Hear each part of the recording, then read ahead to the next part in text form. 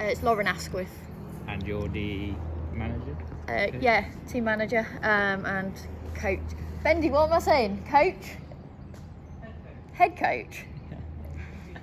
Okay. That's your title. Yeah. Cheers, pal. So just say how this team has been formed and why is now the right time to form a team? Okay, so the team's been formed. We started our activity in August of 2021, so it's relatively new, developing squad, but it's a really exciting opportunity for us. And the reason we're kind of working so hard on this one is part of the FA Football Your Way kind of movement. So what we've done there is committed to having new squads by 2024. So this was the first squad that we wanted to focus on in terms of the blind women, because we've got the World Games in 2023, which is going to be held in Birmingham. So obviously home soil, really important that we have that presence there. So it's a really exciting opportunity for us to kick off with. How have the players for this team been scouted and where are these players from?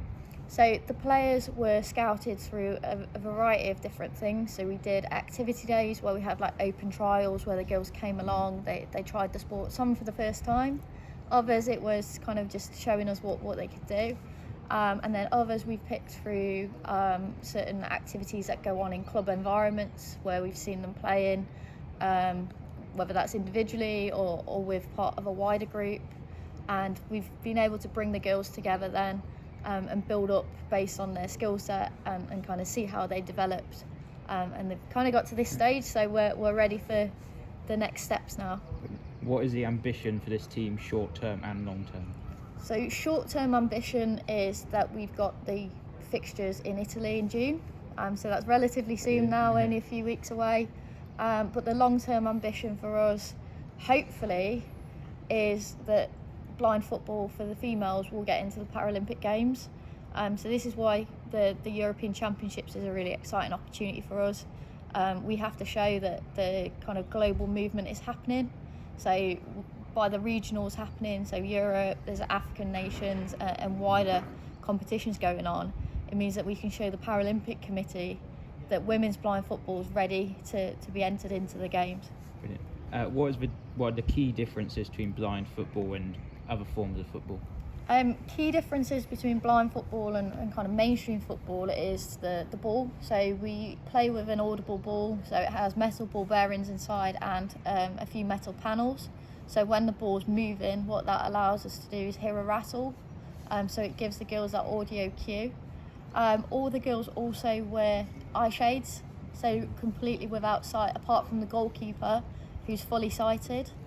And then we play on a five-a-side pitch, but it has boards down the touchline, which means that it doesn't go out for a throw. But what that also allows is the girls to utilise that for echolocation. And then if the ball's to hit the kind of panels, it makes a sound again to allow them to locate it. Players also have to say voy. So when they're going in for a tackle, they have to say voy, which means to go.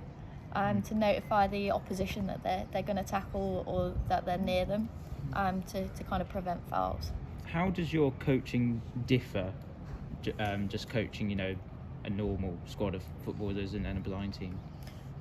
When I'm coaching a blind squad compared to like a mainstream or sighted squad, the key differences are around communication.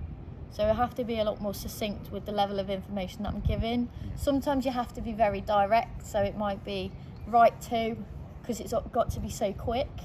Whereas with other squads, you might be able to show or demonstrate. You've kind of got to think about it in a different way. So for some of our girls, for example, one of the things that we had to help them with at the start was how to run, because a lot of us will learn to run through sight, through watching people and seeing how you need to do things.